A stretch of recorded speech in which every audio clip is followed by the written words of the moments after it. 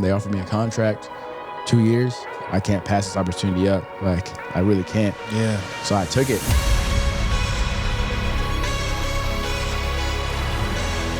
It was bugging me so much. I was like, man, what is this pain?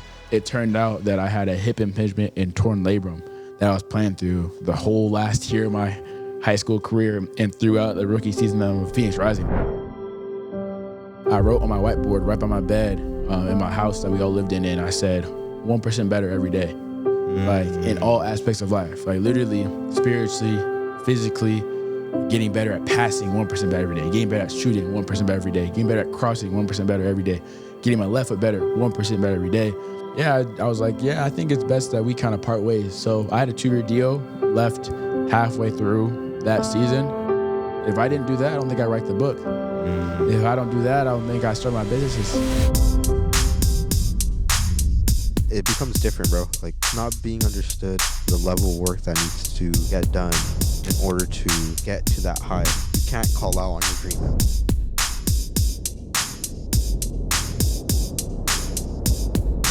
I don't want to change the world. I know I can't, but I know I can create the world I want to live in. Going after the dream, I around and fell in love with the grind.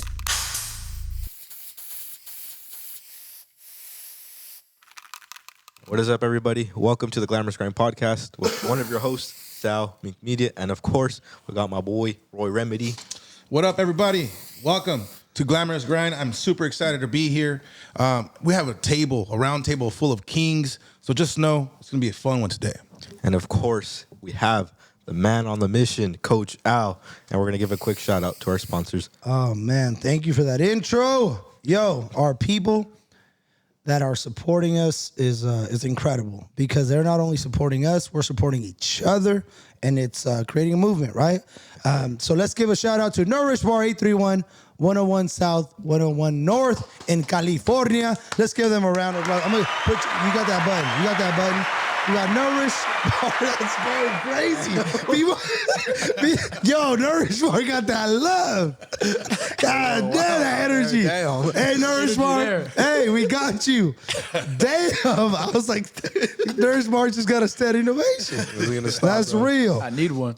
Right? We got a Results Transformation Center in West Sacramento with my boy Matt. Let's just make it loud at this point. All of them, bro. All of them. We got our very own, yo, man, this is real because it feels good. It feels great to serve each other, serve our people, our gente. G'd up Super Greens. Let's give that one a round of applause. That is right. We got Excel Realty and Mortgage with my boy Ruben, my brother, my blood brother, Ruben. Excel Realty and Mortgage. Let's give them a round of applause, man. We got a family-owned, man, all of these are family-owned. A1 Plumbing and Drains. They will wash your worries away. That's what their thing is. Okay, I like that slogan. Oh, yeah. We got them. Shout out to you guys. And, of course, we got Alleviate Health Group. Yo, but I'm talking about massages, when I'm talking about cupping, all that stuff that just we need. We don't think we need it, but when we get it, we receive it. You know what I'm saying? Yeah. Alleviate Health Group. Let's give them a round of applause. Yo, every single, I was just asked, like, how does it work with sponsors? Like, how does that come about? And my response was, well, you look to serve them. You look to help them grow. And from the bottom of my heart, I know it's in us. Like, we want to see our community win. We want to see people win. And we've understood there's not many people that want to see, there's many people that want to see you score, but there's not many people that want to see you win. You know what I mean? You know what I mean? That's so deep. The fact that these people are with us, sending love wherever you guys are, keep going because we appreciate you. Let's give our sponsors a round of applause. Yeah. You know what I'm saying? Yo, now this episode, man, is coming from, where we at? I don't know where we're at. Where are we? Tempe, Arizona, man. Yo, shout out to, is it the Sun State? Is this what Arizona's called? The Sunshine State, right? I think so. It's a lot of sun out there. The Grand Canyon State. Oh, man. And today, fellas, we have this incredible individual. I believe I got a DM on Instagram, right? This happened maybe 2 months ago, if that, 2-3 months ago, if that. Reaches out, he's telling me about what he does and how he's inspired, and then he's just giving me flowers right off the bat, right? I said, let's get on the call. We got on the call, I think that day or the next day. I shared maybe 25 minutes or something, 30 minutes. We went into it, and I knew that this person was connected. And when I mean connected, I'm talking about a higher power, man. Somebody else in faith, moves in it, and is constantly looking to see how he can make this world a better place, right? And he told me about he's first of all, he's 24 years old. Told me about the nonprofit. Told me about he's an author. Told me about how he's attempting to just grow and impact like systems and communities. He's not attempting to recreate anything. He's just simply looking to serve while he's here, serve how he can. And he's an all-in type dude. So first thing we did, we got into our first project, like I think that day. And I said, I'm sending you some money. I trust you. Like that day, this is day 2, right? Just here you go. He's making it happen. He's helping out with a whole lot. And then it just so happened, because things just happened, right? What a coincidence. It just so happened that I said, we're looking forward to being on stage together, right? And it just so happened that we had Arizona, and he lives down the street from Tempe, from where we're at. 25 minutes. 25 minutes away. I'm He said, I will be there. But I tell you, man, people are taking action. People are taking action on their dreams. And a lot of people are living dreams that are maybe somebody else's dreams. But somebody's got to live them. You know what I mean? Because they're put out here. They're put in our minds. They're put in our soul. They're put out here to be lived. Somebody's going to live it. And this dude is going after it. He's in it. He's a savage. He lives by the name, so I had to put him on the podcast. I'm talking about Channing Chasten. Let's go. Let's give him a round of applause, man. Mi hermano. Stand up. Yeah. We're keeping that on high from now. I was like, God damn. Like, damn, What's up, my brother? How we doing? Man, I'm feeling blessed. It's the best day of my life. We had an amazing event today, and it's a pleasure to be on this podcast with you all. That's what's up. We appreciate you, man. We always start off with this, man. We are proud of you, bro. We're proud of you. You know, I remember hearing a quote that it was the quote was, "It's not how long you know someone, is how you know someone." And how I know you is you presented yourself as who you want to be. And often there's a gap between who you think you are and who you want to be. And I believe that you're constantly looking to close that gap. You know what I mean? Just be that person today. Let me just be the person I want to be today. Yep. You know what I mean? So for that, bro, we appreciate you. We're proud of you. Thank you for what you're doing for Arizona, our neighbor from California. We are literally in your state. We came to see you, bro. You know, let's give him a round of applause. One more time. One more time. So let's go here, man. Let's go here. Before we go into the question, what was today like? Talk to us about what today was like, what this has been like on your end from your perspective, and then we'll get started. Yeah, first off, I got to say thank you for the flowers. Like, I appreciate and I receive them. And today has been, like I said, I always live by it's the best of my life mindset. And today's truly been that. It's been a new family. And to be able to get there and inspire others and see your guys' impact and what you do firsthand, man, it exceeded my expectations. I don't even have like words to describe it. But I'm not one that has expectations. But if I did, it would have exceeded them. And the way you guys were able to touch those kids' lives, and I saw some people crying. I saw some people enjoying something where they came in with like a I don't care attitude, all slouched up, to where they're like this, smiling, engaged. Like, to be there firsthand and be a part of that is something I don't take for granted. I'm blessed. And to be on this podcast, man, it's kind of cool. Yeah, that's what's up, man. It's kind of cool. That's what's up. Sure. So tell me what was really going through your mind when I said, all right, man, get on the mic. Yeah, when I first pulled up, I was thinking like, yeah, I'm going to come support Coach Al and Coach Ray and Sal. Like, just everything you guys are doing, and just be there and watch and be of service and learn, which I did.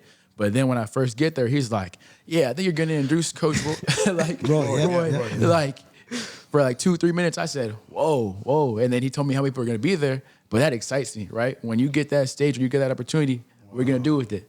Make the most of it. So I was like, all right, the stage is here. Now I got to be of service. I got to step in there, and I got to get in the game. That's it. Yeah. He's like, hell yeah. I said, hey, I'm going to ask him to be on stage real quick. That's what's up, man. So let's start with the question. Who is Channing? That's a deep question, but a question I love. Channing is the 1% kid, exemplified. He's real life of Juice. He's Juice. And I'm someone that wants to be of service. I'm a soccer player. I'm a creator. I'm a person of service. I'm a faith-based man. I'm someone that's ever evolving and wants to reach you guys know Nipsey Hussle? Absolutely. You guys know the marathon continues? Yes. I want to exemplify that. So whenever I can inspire somebody to do something great or inspire someone to chase their dreams, I'm going to do that. So I want to be that person that's just kind of a beacon of light and an uplifting person, that uplifting voice to inspire people to just chase their dreams and go all out, all in. I love That's that. Channing. I love it, bro. I love it. I love it. Yeah. Channing, Go round ahead. of Let me get you a little bit closer. Wonderful. So I love that. I have to ask why. Where's the fuel coming from, bro? Yeah, so the fuel comes from a boy born in Cleveland, Ohio. From a young age, I was different from my peers. I always was goal-driven. My mom went to the Ohio State University, and from a young age, I played soccer from starting age of 3. And I was like, I'm going to play soccer there. Like, I was determined. Like, people were like, choose a more realistic goal. As a young kid, I'm like, what do you mean more realistic? I'm going to do this. Yeah. And that just is where I came from, that drive, my why. So talking about my why, this is how weird I was. I wrote on a piece of paper, why? On a white piece of paper. And then below that piece of paper, I wrote, what was my why, right? I wanted to be an inspiration to my younger cousins, younger siblings, my family. I wanted to get my degree. I wanted to inspire my family. And that's literally what I wrote at about the age of 8 above my bed to wake up and fall asleep to. That's my why. And that's what I still do to this day is like to inspire others, to live of service, and just to make a difference on people's lives, a positive difference. That's beautiful, man. And where did the 8-year-old get this? Like, where do you believe it came from? I don't. That's the thing. I don't know what to tell you. And my parents, I asked them, like, they don't even know. I think it just came from God. Like, I'm just someone that's always been driven. Like, what more can I do? What more can I achieve? And when people tell me I can't do something, I'm like, okay. I'm not gonna prove you wrong, but I'm gonna prove myself right. Mm-hmm. So that's just where it's coming from. I don't know. I wish I could tell you where it came from. It's just in me. It's just in me. That's clean. Beautiful, man. The 1%. Yeah, the 1%. So because we're there, that's where we're gonna start, man. You got your book over there, right? As an author. First of all, published author, baby. Come on. You know, you earlier. No, keep it over here. Keep it over here. Keep it right there, Let me see this. So earlier, you gave me props, right? You're like, man, you just have great people around you. Like, dude, this dude's a badass. This dude's a badass. And I said, yeah, absolutely. So I've just become like somebody who's like, like, how do I get you on my team? How do I get you on my team? And I'm recruiting you too, right? Like, how do I get you? How do I add a service, a value? Can I add value? Can I remove a stress? That's the secrets of partnerships. Can I add value and remove a stress? What's your stress? Can I remove it? Can I add any sort of value? If I can't do that, then I shouldn't be taking up any of your space, right? So the 1% kid, you're an author. So you see how this is happening already, right? We're inviting you. We're like, dude, we want this. We need this. The young blood right here to be a part of this, right? So talk to me about the idea of the 1% kid. What is the concept? What's going on? Because this looks sick. It looks amazing. Yeah. But talk to me. What is it all about? Yeah. So the whole reason why I wrote this book, it was originally my mom's idea, right? She was like, you had What's mom's name? Ella. Ella Chasten. Let's give Ella a round of applause. Thank you, Mom. Thank you for giving them this great idea. I love her. So she originally gave me that idea in college, and I was so hesitant. I was like, man, I'm not an author. Who's going to read this story? But when I went on to play pro soccer and got injured, I had so much time to self-reflect and like, what do I really want to do and leave, and what do I want to be remembered for? And the first thing was, man, my mom did say write a book. you know what? I do want to leave a legacy. And what better way than writing a book? Even when you're gone, that thing will still be there. And the message that carries through that book will still be there. Amen. So I just started I just started writing. And I asked people for advice. Like, what do you think? How does this sound? And the whole story of the book and premise of it is a young boy that has a dream of playing college soccer at Dream University. And then it's to teach kids that no matter what dream or goal you have, sure, the book talks about his playing soccer at Dream University, but you could be an astronaut, a scientist, a president, whatever you want to be, it's possible.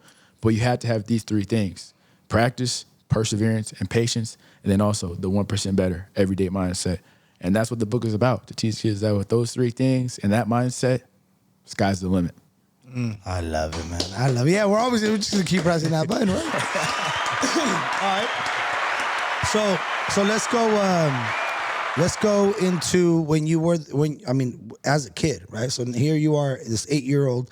Tell me about just growing up, man. Growing up, because we're gonna mention the soccer space, but growing up, what was it like? Take me back there, man. What was it? Siblings. You already said I was just different. See, different sounds nice, but it doesn't always feel great. You know what I mean? So just tell me about, like, what did it feel like growing up? What was that like for you? Yeah, so I'm originally from Cleveland, Ohio. I was fortunate to grow up in a pretty decent neighborhood. But as my life got on, progressed, my parents leveled up. So we weren't in the best area when I first was born. But then probably when I was about the age of 5, we moved to a nicer area. 7, nice area. 9, nicer area.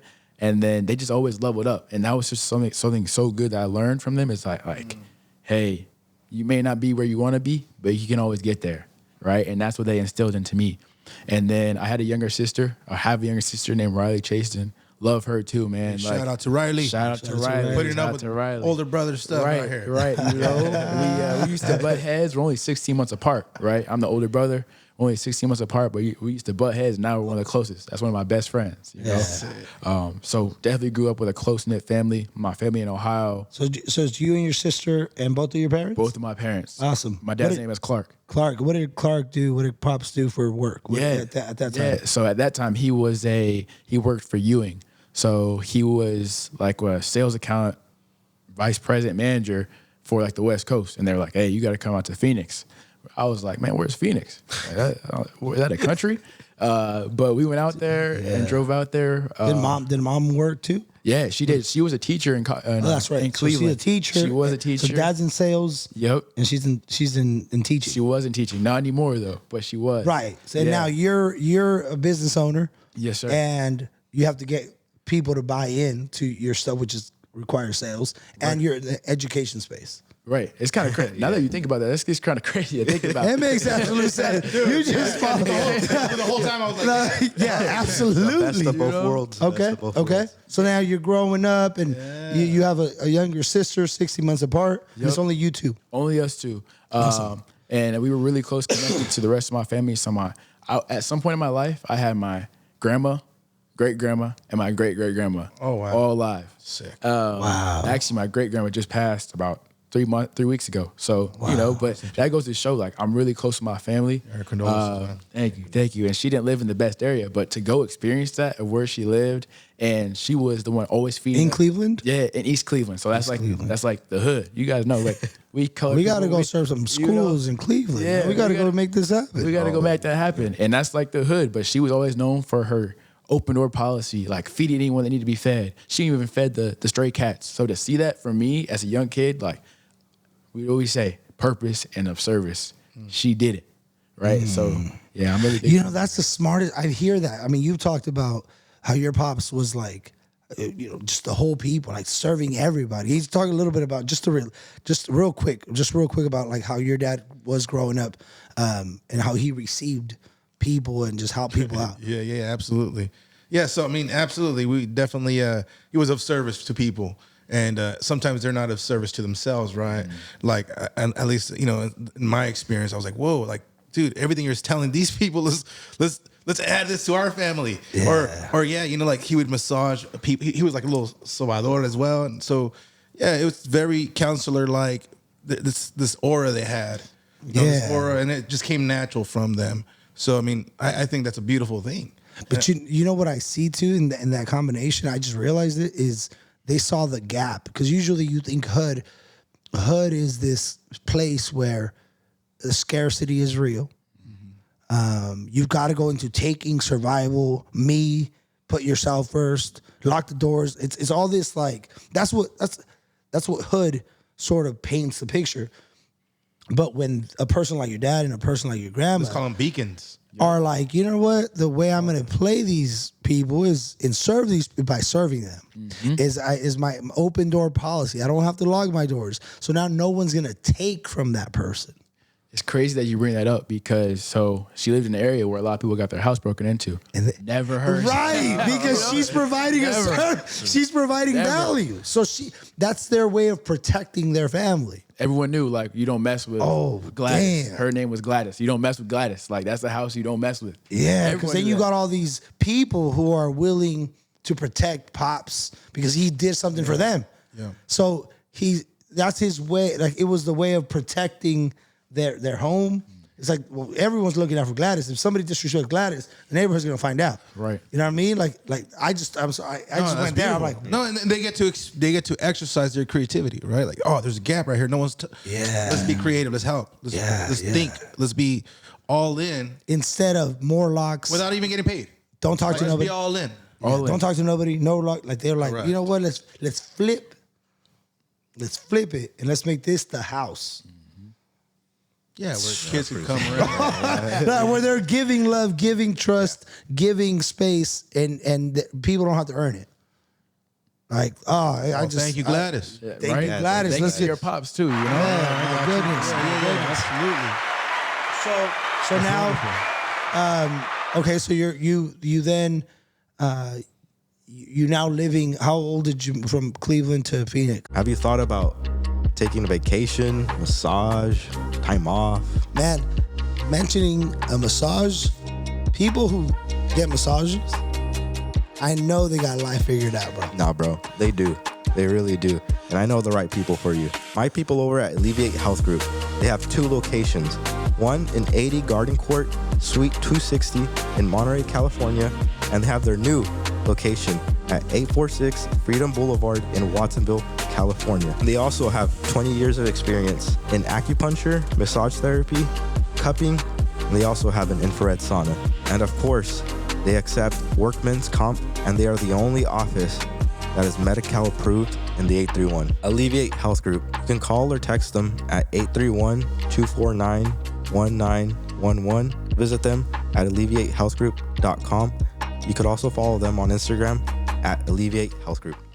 I'm talking about grown people problems. That's right. I'm talking about plumbing and pipes. If you are a homeowner, a business owner, a landlord, you know what I'm talking about. Yup, those squeaky pipes, those leaky pipes. When your pipes ain't piping, they're rusted out, they're done. You need to hit somebody up. A1 Plumbing and Drains. They're taking care of the entire Northern California. I'm talking about the best in the business. All you have to do when you run into that problem, when your pipes ain't piping, dial 916-347-3275. That's 916-347-3275. Or you could just look them up at a1plumbinganddrains.org. Flush your problems away. That's what I'm talking about. You guys may have seen the new supplement that's entered the market. G'd Up Super Greens. Man, this has been an insane journey to be a part of, witnessing the full development and creation of these super greens. They are a supplement, and I'm very picky with mine, so this is one of the few that I do take. I take it first thing in the morning. Some of the benefits are prebiotics, probiotics, vitamins, help reduce stress and cortisol levels, as well as maintain clean energy throughout the day. My mornings are not as groggy and not as slow as they once were. Definitely try some. Let me know what you think. You can hit me up for your orders, or you can hit up Coach Al at Man on a Mission on Instagram. Moved to Phoenix when I was 10 years old. Okay, 10. So I moved here with about the age of, or what grade? first or second What grade. was the feeling? What was the feeling of like leaving all your friends or all I was not happy at all. I was not happy. All I knew was like Arizona was super hot, but I was not happy at all to be leaving my Did you friends. like? Was there? Oh, you come from snow. Yeah, like we came a little from snow. We had all 4 seasons. We had all 4 seasons, you know. I forgot about that. Yeah, I didn't even Come think to the about desert. it. That's real. You came to the wow. desert. So I'm assuming you're not the happiest with your parents at this time. Nah, I wasn't. But I knew. So the thing is my parents had to save up a lot of money for us to move to Arizona, Yeah. right? So there were times we were eating just like ramen noodles. Like they'll tell you the story. Like it was crazy, and I've never had to do that before, like my whole life. So But you're were tripping. Like, they were like, but we. I'm telling you, we need to do this to move to Arizona, and I didn't know like why. We've never had to do that, but like ramen noodles, like scarcity of food, like saving everything. I was like, okay, like, but why are we doing this? And then ultimately it paid off. They got a really nice house.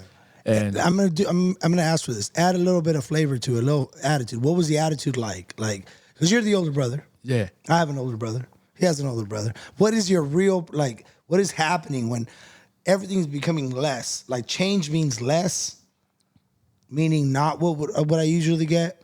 What did that start to kind of create? Yeah, it started to create, I would say maybe a little bit of animosity toward my parents. Like, why are we doing this? Is it truly worth it? Like maybe a little bit of like to my sister, like, can you believe this? But I was also a truly grateful kid too as well. So I knew that if my parents are doing this, it's for a reason. And I just gotta trust them. Yeah. Right. Got it. So you're going through this whole process of change. Yep. That's what's happening, right? Yep. This whole process of change. So you get to Phoenix, and then is there a culture shock? Or what's going on? Man, so I don't know about you guys. So like Cleveland and Ohio is way more diverse, right? There's a lot of different cultures, diversity, ethnicities. Man, I moved to Arizona. I was the only black kid in a lot of situations, right? And we moved to Queen Creek, Arizona, which is like very white. So to get out here, man, I was always playing outside in Ohio, like always. That's just a thing we did in the Midwest. Like you playing outside. Yeah. Regardless, it don't matter what the weather's like. You're playing outside. Where we grew up is you had two choices. The two choices to make was inside or outside. Right. And inside meant no, to me at least, right? We can't be loud, we can't throw the ball around. So outside, but you're staying outside. The in and out, you can't come back in. You're letting the flies in, you're making noise, stay out there. So water hose for water. Because you came back in and your parents may tell you can't go back out. It's like, that's the way Brandon are. So the reason why I'm laughing is because, man, we all live a similar life, especially us like colored folk, man. I Yeah. swear, because my parents used to say the same thing. There ain't no going in and out. Nah. You're going to choose one. Yeah. And stay out. Right. Stay outside. Stay outside. Stay Like outside. that was, and it was like, you grab all the stuff you go, like if you're going on a trip, that's why I pack light. I'm like, I know exactly what I need because I ain't going back home for a minute. I like, but this traveling is coming from the skill of staying outside. Yep. Like we're outside the whole day. The sun, you find a little shade. You better have a snack or you better not get hungry. Yep. Like, because if you get hungry, that might mean you have to stay inside. You have to sneak into the kitchen. That's what I would do too. I would do that sometimes. Yeah, I'm just coming in. I'm just And then you grab it for your homie too. Yeah. You don't drink too much water because then you have to use the restroom. It's not gonna work, man. It's not gonna work. So talk to. Okay, so you're culture shock. Yep, culture shock. Moved out here. Not that many black You're people the at only all. black dude. You're the only black Mostly, kid. even in my club team in Ohio, though, I was the only black kid on my team. Okay, but so yeah, I was just surrounded by way more like black people just in my life, though, like through my Yeah. everyday life, you know? Yeah. But on my soccer team, I was the only black kid, but they were so accepting and things like that. Moved out here, was the only black kid on my team. Truly like experienced, like people call me the N-word and things like that. Okay. Like people being like, why are you playing soccer? Like you're weird, bro. Like you're black. Why aren't you playing like basketball or football or track? But like for me, that just led me to be even better because it's like, man, if I'm gonna stand out already for being black, playing soccer, I might as well stand out for being the best. Y'all really gonna see me then, Okay. you know? There you go. Yeah. So you took it. You took that. Now, at first, because for people to understand what a competitor does and how they receive and how they counter, right? The counter is what people don't even understand at times. It's all this energy. You're just seeing the result or the outcome, but you didn't see the hit, how I got hit. what is the feeling of like being the only black dude, the only black kid, right? Getting called the N-word. Like, what does that do to you in the moment? Man, in the moment, I feel like it takes a hit to your confidence, right? I wouldn't say I was a truly like really confident kid. It takes a hit to your dreams and aspirations. Like, man, can I really do this? Like, through it all, I still had a dream of playing college soccer at Ohio State. So remember that, through it all, even from the move, even from getting called that, even from being on the team and being the only black kid, I still had that dream or goal regardless, right? So keep that in the back of your mind as we talk about this story. Absolutely, absolutely. And you, did your sister also experience similar stuff? Like, what, like was there that going on at the same time, being a big brother? I mean, I'm a younger brother, but you know, if something happened to my sister, I would step in. I'd like, all of those things are real. Did you face sometimes did that happen to your sister as well? Did she kind of go through that too? A little bit. She didn't play any sports really growing up, but maybe just in like school, she was like the only black girl or very few black girls. And you know how it is, like being someone that's different, and some people aren't receptive to that, right? Some people don't know how to react to that. And I would say people be like, why is your hair like this? Or why don't you straighten your hair? Or, you know, things like that. So there's things that she did have to deal with that I would step in, you know, being a big brother. That's just something you got to do. That's just due diligence. You know? Yeah. How did your parents respond to you being a big brother? What was the idea of being big brother? Like what did they instill in you? Yeah, I would say just like family's huge. Like you always got to remember like who's always going to be there for you. Right. And that's your family. Like you're just by blood. You may not like some of your family or enjoy the things they do on an everyday basis, but that's family. That just is what it is. And there were times like me and my sister butt heads a lot. Right, a lot growing up. Exactly. I'm telling you again. For sure. But you do something to her, I'm stepping in. Like it was just a sense of respect my dad taught to me too. Like with women, younger women, your mom, your dad, your mom, your grandma, your sister. Like you just put them on a pedestal, right? It's just women in your life. You put them on a pedestal. Wow, you know? So that's beautiful. Shout out to Pops for that, man. Shout out to Pops. So now you're in Arizona. And with the goal of playing soccer. So I'm assuming. Before we move forward, I don't want to interrupt too much, man, but I want to go back to your Ohio. When did you start? You said 3 years old. 3 years old. Your mom or dad plays soccer? Who plays soccer? No one. Okay, 3 years old is great. That's all. Yeah, I mean that's when they start. Now, coach, who was your first coach, man? Man, my first coach, I was playing rec at first, and then I played for Hudson United. I believe my coach was named Coach David. I don't remember. But he gave me a chance, man. Made the top Hudson United team. Played there, won state. Was in the newspaper a couple of times with our team. But yeah, that's where it all got started. Coach Dave. Shout out to Coach Dave. I think it was Coach Dave, man. If I'm messing that up, man, my bad. Yeah, shout out to him, man. Let him know the name. Yeah. You know? And so now, who was the first coach that you really enjoyed being coached by? Shoot, at Barcelona, there's this coach named Adolfo. Right, and I'm actually still close to his son, Nick Gonzalez. Shout out Nick Gonzalez. Shout out Nick. But man, it was Barcelona. I played for Barcelona out here. It was the second club team I played for, and I was the only black kid. But man, I was surrounded by so many other colored people though, Mexican, Native American, so many like Asian, and we just came together at such a young age. I was still only probably 11, 12, right? But we came together, and he's someone that truly just let me be me. And instilled confidence in me. And at that young age, that was imperative. Wow. That's beautiful, man. At what age was this, 10, 11? I would say that was, 11, 12. Sick. Yep. And you were already a starter at that time? Yeah, I was. So when I first moved here, though, I played for a club team called Arizona Soccer Club, Thunder. And I was not a starter. I actually talk about it in my book. I was not a starter. And I was like, man, what do I do to become a starter, though? Like, what do I have to do? And I just train, like had a ball at all times at my feet in the house, outside. You know, sometimes, you know, my mom was not happy about me having a ball in the house though, you know, but now to this day, she would tell you it was worth it. Yeah. Okay, so you came to Phoenix. So you were in Hudson United, you came over to Phoenix. You weren't a starter. Why do you think you weren't a starter, bro? Yeah, I would say, you know, you gotta learn different things. There was a different style of play from the first team I played for, Hudson United, then come over here. Different style of play. I definitely had to work on some technical things, I would say, soccer-wise. But yeah, it took me like 2 months out of the season, and then I was a starter, right? But because of that mindset, because of the work ethic, and because I wanted to get better at all the aspects I may have been lacking. Well, you're blessed to say 2 months, man, because, yeah, some kids take 6 months, right? Until nature makes them mature. So very cool, man. Very cool story. So then you become the starter. So you get subbed in, or was it the game? Like you were already starting at the game, or did you get subbed in? Yeah, no, I would get subbed in before. But this is when I was starting off the game, and like Sick. it was rarely that I came out, right? You're It's quite a change, quite a change. Pumped at that moment. Yeah, absolutely, man. Yep. Sick, man. What a great story about Thank your new arrival here, the adversity you have to face that you even put in the book. It's fire, man. Thank you. Yes, sir. I love that, man. So now you're growing up, you're getting into your teen years, and are you feeling like you're getting closer to your goal? Like, did you always feel you're just getting closer? Did it feel like it might not be possible? Like, what was the feeling like as you're moving through life at this point? I feel like when I first moved to Arizona, like I first got the news of my parents, like sitting at the dinner table, like we're moving.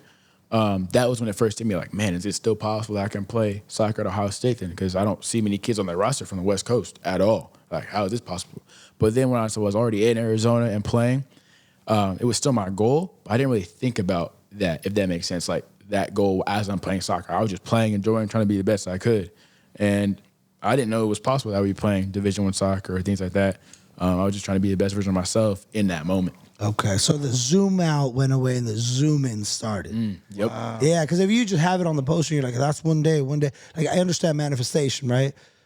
But then you just went, you're like, you know what? I'm just gonna get into my process. Like, I'm gonna get into it. So you're zooming in at this point. You're just trying to be the best person on the team, the best person that you can. So that's not at the forefront anymore. Now it's about what's in front of you now. Exactly. That's the best way to explain it. Yep. Okay, cool. So then how does it happen? How did you end up at Ohio State, man? Boom. So we were at Barcelona. We were at Arizona Thunder, and I'm there. I'm a starter now, but the team wasn't as good as I wanted it to be. And I tried out for one of the best club teams, which is Barcelona.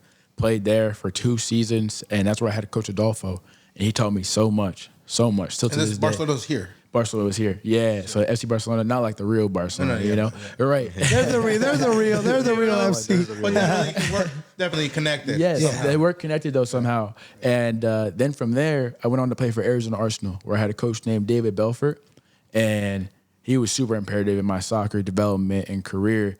And one quote that he said that I'll never forget was, "Do you want to be a horse that needs to be pulled back, or a horse that needs to be whipped?" I'm gonna ask that question to you guys. Which one do you want to be? A horse that wants needs to be pulled back, bro. That needs to be held back. You said needs to be held back? Or a horse that wants to be whipped. Mm-hmm. Which Or one? that needs to be whipped. I'd rather be held back, bro. Yeah, I've been held back. I didn't have a choice. yeah. I was like, which one have I been? Yep. No, which one have I been? The one I've been is the held back horse. Yep. And that's what really stuck with me. Is like that's who I wanted to be. You don't want to be the person that needs to be whipped, and you need exterior motivation to be great. Like have that intrinsic motivation to go get it, wow, right? yeah, So that's something that really stuck for me from him. But I was coached by him for 6 years, all the way up to going to college. But when I transitioned to Arizona Arsenal, was probably the only black kid, if not one of 2 some years. But we were super good. We won state, I think, 3 or 2 times. Won one state, went to regionals, went to Dallas Cup. We were amazing, right? We were amazing. And without challenging myself to go to that team, and being uncomfortable, right? I would have never been able to achieve what I did today. But then my coach, David Belfort, was also the assistant at Hamilton High School, where I went to high school. And he was like, hey, I think you should go to Hamilton. And Hamilton, mind you, which is in Chandler. So my parents lived in Queen Creek. That was like a 25-minute drive. And I was like, you know what? I'm going to go. So freshman year, he tells like the head coach about, hey, I got this freshman. I think he'll be good. And at Hamilton, we're one of the best athletic schools. And not many kids have made the varsity soccer team as a freshman. I think only like 4.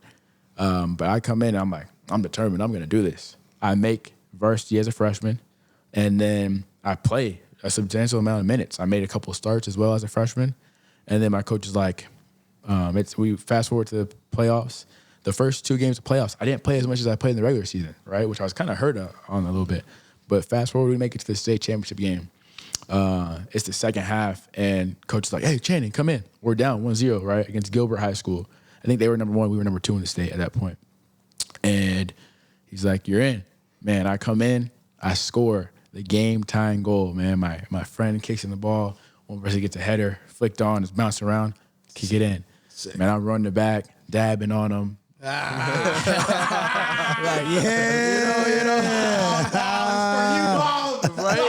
Right? I look and I see my family in the stands, man. The crowd's chanting, he's a freshman. Like, unbelievable feeling as a 14-year-old. And then we win that. My friend scores the game-winning goal, 2-1. We win state as a freshman. Man, I'm on a high, man. I go to school on a Monday. People are like, man, that's the freshman that scored. I'm like, man, that's me. I'm here. I'm here. So it was an amazing experience. But through it all, I was still focused on my academics and soccer, right, as that component went on. And then I would say that following year, I'm starting getting recruited by schools. But also through my sophomore year, I would say I started to feel experience of a little bit of like burnt out, right? Maybe like, man, dude, like I'm like kind of, I don't know, I wasn't enjoying soccer as much for a little period of time. I would say it was probably like 4 to 5 months. At school or at club? Both. Okay. Both. I was as a whole. I just wasn't really enjoying it as I did. Yeah.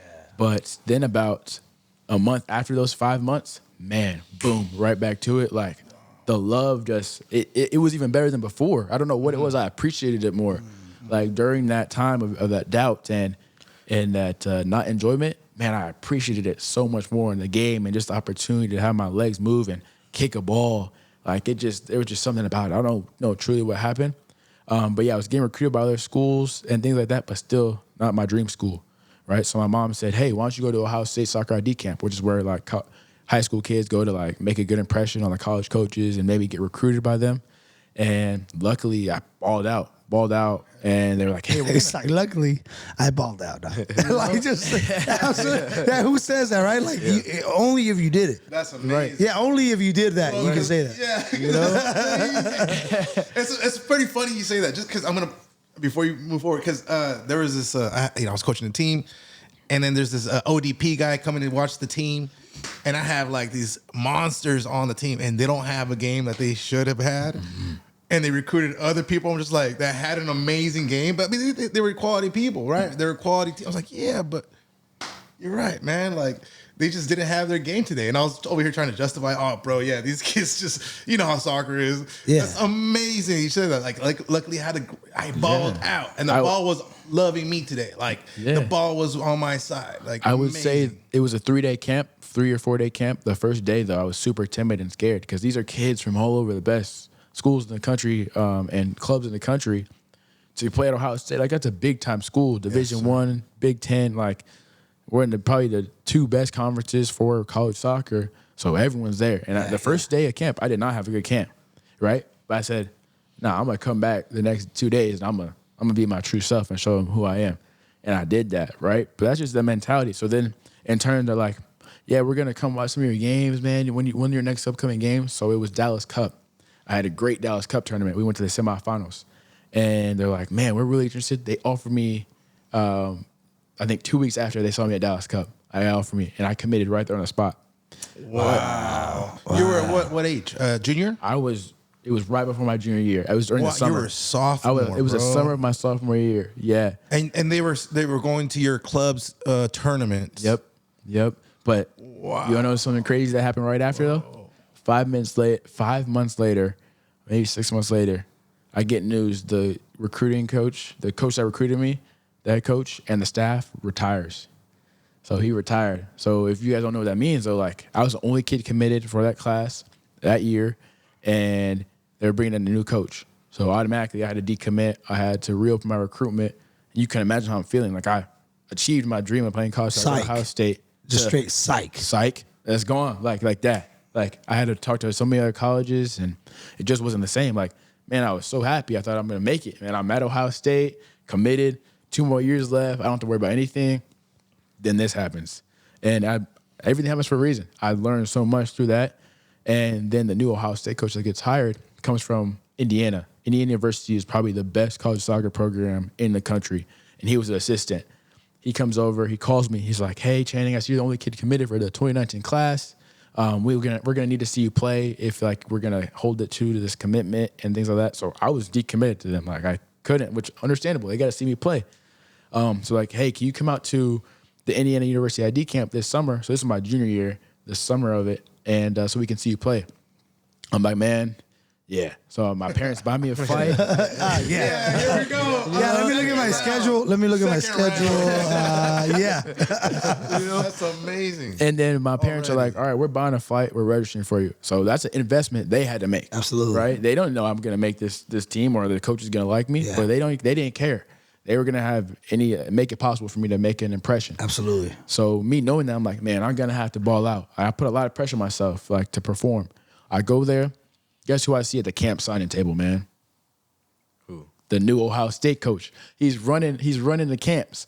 And he's like, hey, and I'm stuttering, man. Like, I'm all nervous. Because you know who this coach is. Yeah, if I end up going to Ohio State, this is going to be my future coach. He's a new Ohio State coach. This is the guy I want to make a good impression on. And then we're at the camp signing table. And then after, they're like, hey, so each coach had a team throughout the entire, it was like a 4-day camp. Guess who was my coach the entire week? Damn. He was. The entire week. Wow. So if I didn't perform, I had a bad attitude, if I let people down, if I had bad touches, who's seeing it firsthand? The head coach, baby. Yeah. Dang. The guy I'm trying to impress. Closest to the sun. So imagine how I was. But fast forward, I had a great camp, balled out. Luckily, balled out again. Luckily, turns out I was him again. Let's get those people out there yelling for Channing. We want him on the team. Yup. Oh, my gosh. I balled out, and then I just had a good attitude too. He could see I worked hard. I was coachable, and those are things that I think he really was like, man, I could see it in this kid.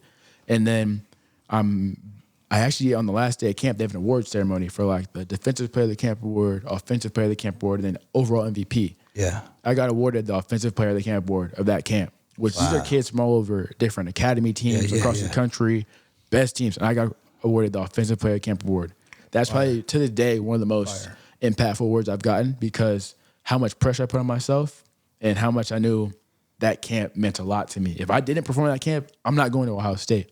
So I'm on my way back to fly back to Arizona. I'm in the airport, right? And I get a call from the coach that was there the whole time. And the new Ohio State coach, he's like, Channing, I think you did really good at this camp. Like, you impressed me. He's like, we'd like to offer you a committable offer to the Ohio State University again. To the Ohio State University. I recommitted right on the spot. And this moment probably felt even better than committing the first time. Yeah. Right? Because of the adversity, because of what I went through, because of the story. It adds to some seasoning to it. It kind of resonated with what you said today. And you were talking in your speech when we talked at McClintock High School in Tempe. And you were saying like, man, you are in control of who you need to be, right? The things you go through can either make or break you. Yeah. It's up to you though. And I really decided to be that person that I needed in that moment throughout this entire journey. Yeah. And that just came with so many emotions at that airport. Man, I was crying. I called my parents. Like, it was a lot of emotions in one. But so this was going into my senior year. So I was committed to Ohio State, preseason high school All-American, had my best season yet, scored about 25 goals, probably 12, 15 assists, right? Unstoppable, bro. Yeah, that's crazy. Double it. Come on, coach. Put double on that guy. I was like, right? Man. So I was all state, all those things. But then we lost in the state championship game to Brophy, which was the #1 team in the state. Great team. But we lost. So you were left winger versus that Brophy team? I played both wings in high school and I also played forward. So I was playing the 9 as well. Versus Brophy? All through high school. Okay, all through high school. Okay. Yeah. So Brophy, that state championship that you lost, who's that person, bro? Do you remember that one person that was like trying to stop you that did a good job? Oh yeah, I remember. Because he's one of my close friends, Derek Hall. Yeah, he actually won. Bro. He actually won. I was so mad because he actually won Gatorade Player of the Year that year when I thought I should have won it, you know? But like, also, where do you come where like it's your friend, you gotta be excited for them, but also you're like, I'm a competitor, man. Like I wanted to win that. Yeah. But he ended up winning it and he deserved it. But it was a great season. So that was that guy that was trying to stop me, man, you know? But it was a great battle. But we lost. And then after that, I was off to Ohio. But there was a big thing that happened in my life from that gap of after that to then actually going to Ohio State. Absolutely. Now check this out. I know that this is going to be a part 1, part 2, part 3, part 4. Like I like to build on the concept because you're giving people a lot of game, man, because you you're in the game. You've been in it, right? Especially a lot of these youngsters that watch this. Yeah, man. They're athletes and they have the same dream. They want to go pro, but they first got to go through a college, baby. They got to go through. Come on. Pay attention. Pay attention. Set the intention. You know. I like that. So you as you're moving, man, as you're going, you know, part 2 of this podcast is gonna come. Like we want to like get in there and like go fully into that space with you, because it is, you know, you've been through a process, right? And often I'll say that that's the part that we don't share. Like we don't share like the actual like, oh, then there's part 2. Like it's not just skip, jump, go in. And there's a lot to showing up as you're supposed to, but it's the grind, right? We only see the glamour, we see the The Ohio State. Oh my gosh, the guy with the book, the smile, the book. He's smiling, he's positive. Like all of that stuff, man, is good stuff. I wanted to make sure that you asked the question because I know, like the minute, bro. By the way, the minute that I think I called Sal first, or I'm sorry, Mink. Millie Mink. I called Mink and I let him know that. And I messaged to the team that we're moving our book forward. And I was like, dude, I just talked to this dude. He saw the video. So I wanted to make sure you had your moment to connect, because it is something that as a squad, man, we saw the vibration that you're on. And it's respect, but it's also how do we support this dude? Like, how do we become part of the chapter in the story where, you know, he found someone? How do we help that chapter? Because you're in a certain phase right now.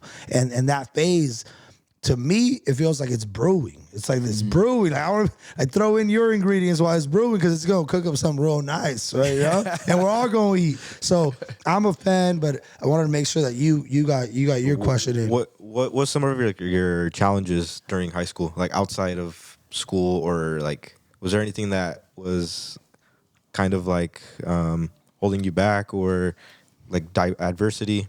Like what were some of the challenges you were having during high school? Yeah, I definitely had multiple. I'm gonna hit on 2.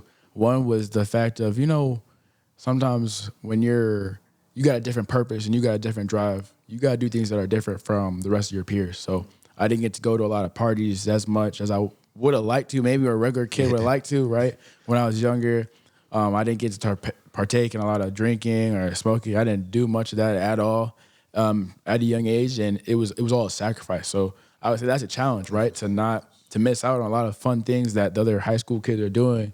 I missed on a lot of those because I just had a different dream and I was traveling a lot for soccer. That was the challenge mentally. Like I didn't probably get to experience the full high school experience, what it's like. And then also my senior year, after that state championship game, I'm on a walk with my dad and my dog, right, around our neighborhood. And we're about a block down the street when he just collapsed, man. Like, just collapsed right in front of me. When the dog, I'm like, whoa, like, your life just stops. What am I supposed to do here? What am I supposed to do? And it turned out he had a stroke right there. Wow. Right in front of me. I had to sprint home. This is traumatizing for me. Like, I had to sprint home. Like, it was over probably half a mile. I had to sprint home. I didn't care. I'm sprinting home. Absolutely. Left the dog, right? Left the dog there.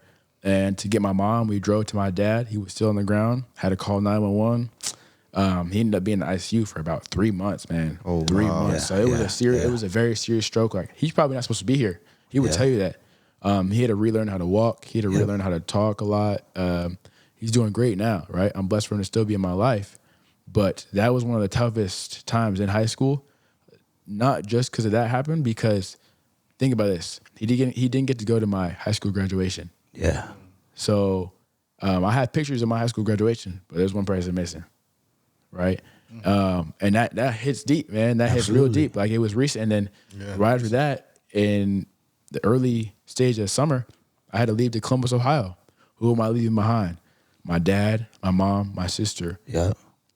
To chase my dream, man. I really contemplated, like, just not even going to Ohio State, really. With dad in that condition. Right. Man, tough. I can help. Tough. Yeah, I was like, man, maybe I'll just go to like a school near here, a D1 school near here, like to be closer. Start working, start doing something to start helping. If I can do something. And I just knew deep down that my dad would not want that. Like I knew like he would be pissed. Like if I just ended up giving up on my dream that I had from that 3-year-old to be like, man, I think it would be him. He'd be more fulfilled if I achieved my dream and played at Ohio State in his honor. So I still went, but there was a lot of sleepless nights where I was like a little maybe depressed, or I don't really believe in depression and stuff like that. But like, cause I always think you can overcome it. Like you can feel those feelings, but you can't let it stop you. Right. And that's how I believe. So there was times I cried and maybe was like homesick and wanted to come home. Like, Mom, like, nah, I want to make sure you guys are okay. Like, da-da-da. They were like, nah, stay. My dad didn't get to go to any of my games at Ohio State my freshman year. Yeah. So that's something that I also faced, and I'd go in more detail, but, you know, that's something that happened in high school that was very difficult. Did you use that as, like, fuel? Most definitely. So did your play style change, or did you play differently? Man, so when if I told my parents, so I was one of 5 freshmen to come into that class. The rest were recruited by that new coaching staff, right? Wow. And if I were to tell you that I was going to play my freshman year and not redshirt, they would be like, yeah, whatever. You're not going to do that. Like, you know, you weren't even really recruited by them. Man, I was the one of only 2 freshmen. It was me and one other freshman, Brandon, that's my guy, that did not redshirt. I played about 20 minutes a game, sometimes over that, as a freshman, a true freshman in the Big Ten. Congratulations, man. Thank you. And I think a lot of that is because of what happened with my dad and just that mentality. Like, man, I'm gonna work hard. Like, I'm here. Yeah. I'm gonna show them why I'm here. Like, now you're adding fuel to the mindset. Yeah. Right. I mean, right. Like you build a mind, and then you add this feel that's innate, like it's natural. It's it's care. It's care and love happening, brewing inside of you. Care, love, and pain. Like here you go. This is what but you got the mindset. Oh, damn. That's you know what I mean? Yeah. And it's beyond, man. It's beyond. I'm glad your pops is doing. I'm glad. I'm glad he's doing well. And those moments. Great question. And those moments,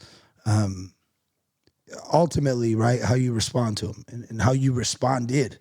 Because you could wish you would have responded differently, but like you did it right there and then. When it's the toughest to just, it's tough to leave pops. It's tough to keep going. All of that is real. And some people may say, well, the wrong decision was to go. And you left your family, right? Like then guilt can step in, and all of those things can step in. But ultimately, you have moved through, you know, and you're growing through versus just getting through. You know what I mean? Like it's amazing to see that. And that's why you're becoming that. And that's why all of this is gonna gravitate that. You know what I mean? Because an idea without living it has no meaning. You know what I mean? Like you've got scars, you've got the story, you've got and you keep moving, and that's amazing to watch, man. So thank you for what you're doing, bro. Thank you for what you're doing, and really thinking about others while you're going through it and growing through it. You're looking to serve and be of service and be of value. Not just get value from life, not just what can I get, but what can I give. And that's why you're at the stage like that. To me, it's like this is why we want to gravitate and make sure we're supporting supporting you every step of the way. Where can people let's throw out your tags. Where can people reach out? Because we're having a part 2.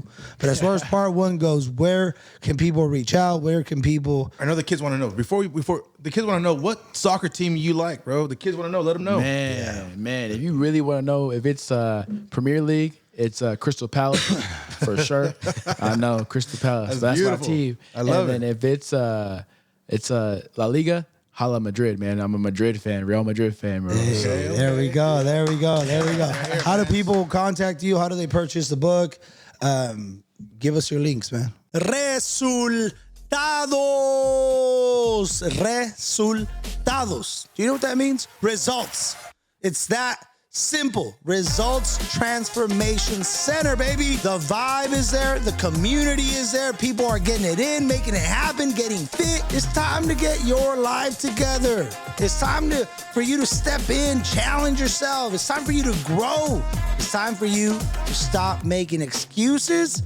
And it's time for you to start gaining the results that you're looking for at Results Transformation Center. Look, man, just stop in at 109 15th Street in West Sacramento. They got the best music.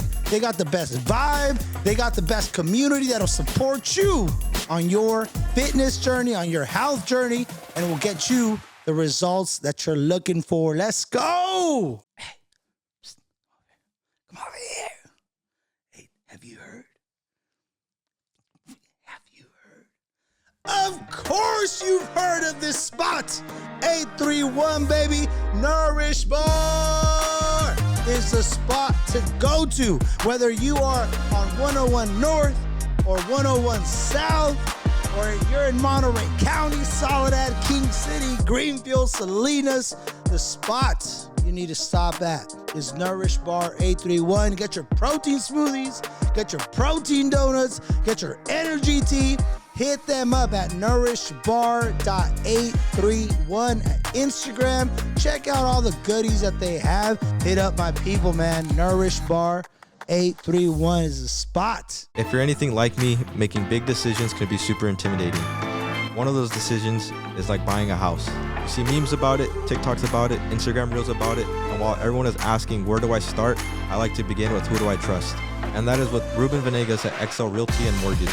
This is someone I personally know and trust with over 25 years in the game. He's helped hundreds of people with their real estate needs from buying, flipping, and investing. Whether you're ready or curious, this is the guy to call. Ruben Venegas at XL Realty and Mortgage, 916-206-9616. Yeah, so at the 1% Kid on YouTube, at the 1% Kid on Instagram, and then at Channing Chasten as well, man, right here. So feel free to follow, subscribe, and you can get the book on Amazon, Barnes & Noble. Reach out to me directly. Any way I can be of service and get my book out there to inspire kids, I'm going to do that. Absolutely, man. Let's give him a round of applause, man. Let's give him a round of applause. Because, see, sometimes we have guests, but this, you're on the team. You're like, so that's why I'm like, man, you're gonna sit down. Every time we're at Arizona, we're doing the podcast. You know what I mean? Like, you won't be the guest. You'll just be at the table, and we'll just have different kinds of conversations. That's what I'm seeing. I'm like, oh man, yeah, there's so much game to be shared at this table. Let's go with a highlight, just a quick highlight, and just a takeaway from this conversation, and then we'll end it. Yeah, my highlight is gonna have to be. It's very rare to find people like you that have, or in my same age group, that has that like mindset and well spoken as well, like top notch speaking communicator. So that's major props, bro. Like there's a lot of people my age that don't have what you have. So yeah, that's gonna have to be my highlight. You're just very high energetic, well spoken person, bro. Thank you. Thank you, Yeah, Sal. Thank you. Love it. Let's go. Yeah, the highlight of today. Yeah, you know, there's quite a bit, man, but I just gotta say that your resilience, man.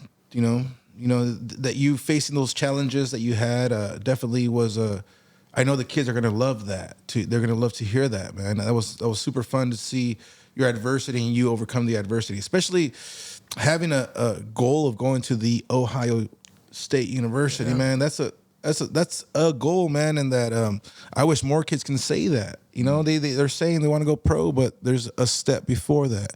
And I mean, there's a Salinas guy from Salinas, Eric Estrada, played with Sounders, right? He went to UCLA. It was a process. It was a redshirting through UCLA, and there was no easy route. And it's been a character building experience, and we can see your character. And yeah, sign up for soccer, everybody. Absolutely. What was it like for you, man? What was today like for you? Ooh, it was amazing. It was, I always like to say it's the best day of my life. And today truly was, man. Like any day you get to wake up and serve others and be around people that are also chasing their purpose. This was an unbelievable day. And this podcast is exactly not what I wanted, it's what I needed. Right? And I think for a lot of people watching, this isn't what you might want, this is what you need. Absolutely. Right? So the highlight was just being able to sit around a round table with you guys and truly be present in this moment. Like there was times where I saw my mind going in different ways, like, man, how lucky I am to be here. Man, like I really caught my mind doing that. Yeah. Like it's hard to remain present because I was just so excited, so happy. Yeah. That's my highlight, man. Just being here with you guys and talking to you guys. Absolutely, man. I love that. Man, my highlight's going to be the fact that you're choosing what to focus on. Like you're using your mind and it's not using you. That's my highlight because even just off the last questions, like a lot did happen, but you keep, no, I'm the 1% kid. No, like you're choosing what you focus on. And we've talked about this, your mind will naturally pay attention, but it will not naturally set the intention. The character sets the intention, and you're the character, and you're telling your mind where to go. And that right there, from being on the field, it's proven results. For being who you are in life, it's proven results. And you got here because you set the intention. You're at the table because you intended to be here. We planned this out a month ago or whatever it was, right? Like just off of text message, a quick call. Like you're intentional. Because everybody else is waiting to pay attention or looking to pay attention. And you're looking to set the intention, man. And for that, I thank you. And that's what makes you different, bro. Like that's what makes you different. So thank you. That's my highlight for sure. Thank you. For sure. So the way we end, man, is we say our motto. So it'll go 1, 2, 3, 4, and then we'll wrap this up. Show. Let's go. Be a savage and go after your wildest dreams. Be a savage and go after your wildest dreams. Be a savage and go after your wildest dreams. That's right. Be a savage and go after your wildest dreams. This has been Glamorous Grind Podcast. Let's go.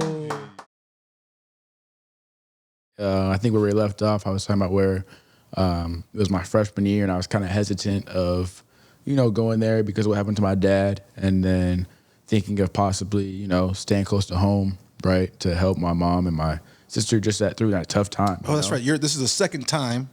This is the second recruitment. Yeah. Okay, So we already did that. So but you went through one recruitment. It was early on in your high school career. The coaches left. Yep. Then they found your name.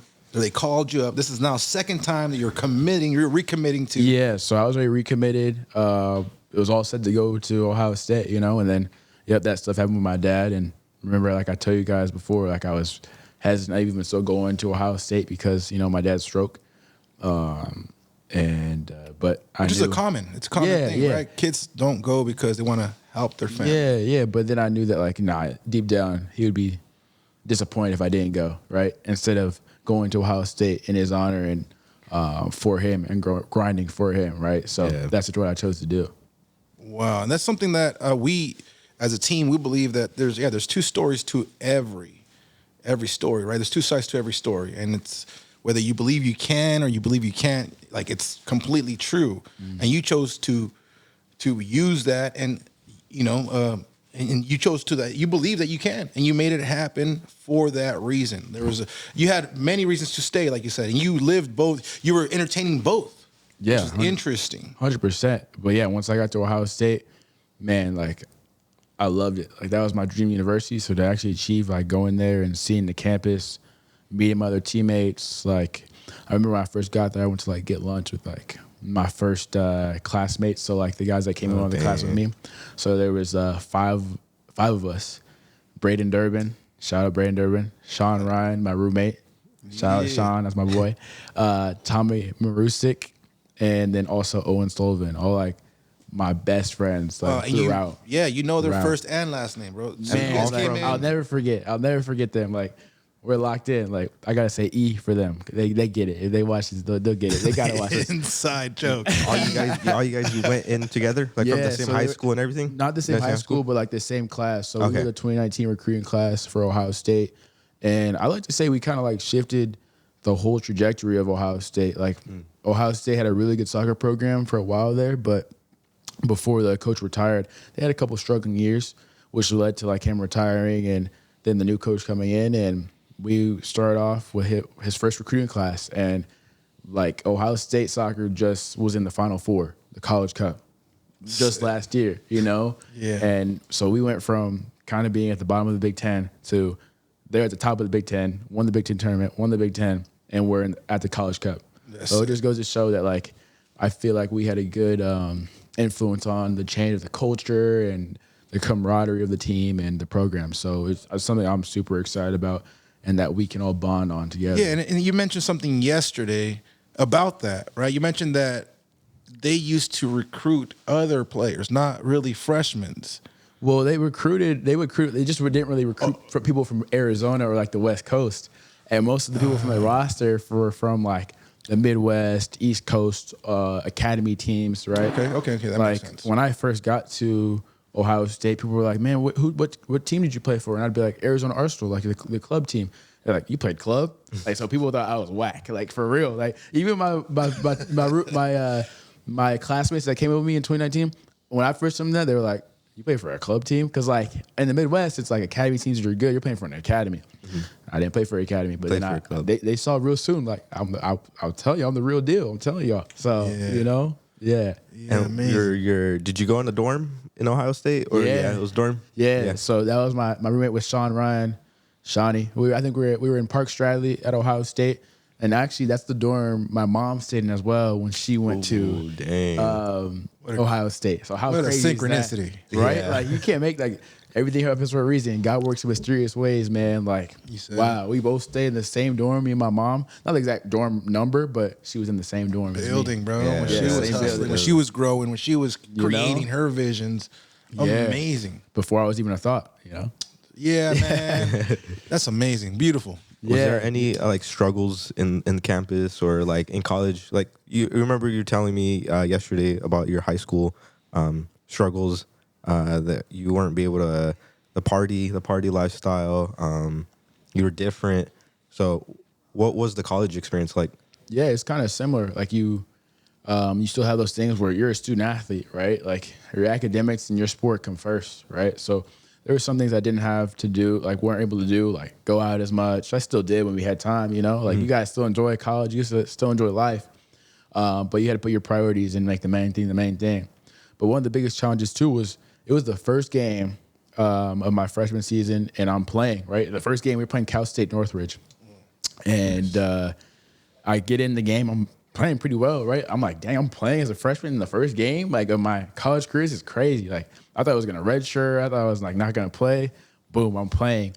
But the second half, I get injured in my ankle. I get a high ankle sprain. Imagine how I'm feeling. I'm like, dang, I've never had a high ankle sprain before. It's not like a regular ankle sprain. Yeah, like, no, high those ankle things hurt. Yeah, they hurt. I was out for like maybe 2 weeks, but like a high ankle sprain hurt so bad that like I didn't feel like back to normal probably for another year, right? So I came back, but I didn't feel like where I could move like freely and run in my fastest until like a year.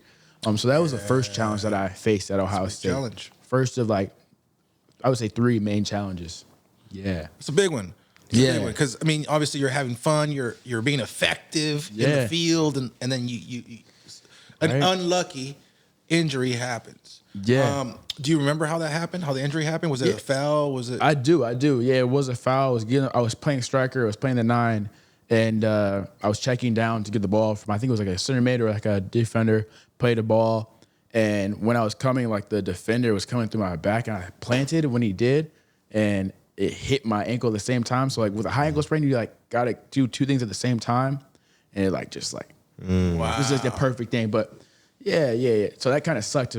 You start your first game and you playing, and dang, that happens. So it's 3 weeks. Yeah, I was out for like 3 weeks. Then I'm back, and then I'm playing, but like I'm just not as like confident. I didn't have that same like step confident. But they were still playing me because they were like, you're still effective, right? So, but yeah, that was one of the biggest challenges to start off my college career. But I didn't let it stop me. So I still had a good freshman season, which was great. I got a question for that. Like now that you're in retrospect, now you're in this position that you are in now, and you had an opportunity to help somebody else, would someone else that has a high ankle sprain, how would you address that high ankle sprain? Is there something different that you would do to heal sooner? Is there something that... Not really. High ankle sprains are so difficult. Like you can't rush back from a high ankle sprain. You got to do all the things that your trainers are telling you. It's a lot harder. You had trainers helping you out. Oh, at Ohio State, we had the top-notch trainers. Oh, okay, that's what I was trying to figure that out. Yeah, you got the best. Yeah, because club team, it's just you and your family. Yeah, no. At Ohio State, it's Division I. Like we got the most money out of any athletic department. I think we're the second, like most like funded athletic department. So no, we got the best facilities. We had the best like treatment, best athletic trainer. So you just got to listen to people that are telling you the right things, right? So did everything they said recovery wise. I was in like float tanks. I was in like red light therapy. We had underwater treadmill tanks. Damn. We So had the you best- were at a different. You're at a whole different experience with Ohio State. Oh, Ohio State's like it's like a professional. We had better facilities than I did at the pros. I can feel that. I can see how yeah. they're gonna take care of their people. Oh yeah, we had. I mean, think of Ohio State football. I don't know if you guys are familiar, but Ohio State football is like they just won the national championship. Like they're a juggernaut. Yes. So yeah, that's just how it is at Ohio State. Everything's world class. You know? Wow. Yeah, especially for athletics.